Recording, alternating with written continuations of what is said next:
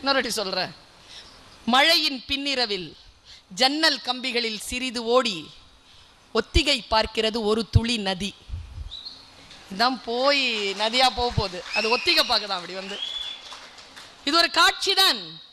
சமீபத்தில் ஒரு கவிதை படித்து அசந்து போனேன் நான். அந்த மந்தையில் இருந்து பிரிந்து போன ஒற்றை ஆட்டின் பாதை சரியாக கூட இருக்கலாம்.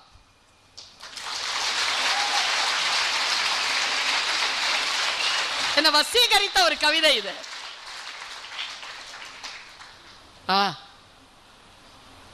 எல்லாருக்கும் சொல்ல, முக்கியம் பெண் குழந்தைகளுக்கு சொல்றேன். அதுங்க மேல எனக்கு மரியாதை தான், ஆனா உங்க மேல உயிர் எனக்கு. என்ன காரணம் தெரியுமா பிள்ளைகளா? உங்க மேல எனக்கு உயிர். என்ன காரணம் தெரியுமா? அந்த பிள்ளைங்க அங்க வந்து உட்கார்றதுக்கு ஒரு 20 வருஷம் உழைச்சிருப்பானுங்க. ஆனா நாம இங்க வந்து உட்கார்றதுக்கு 1000 வருஷம் உழைச்சிருக்கோம்.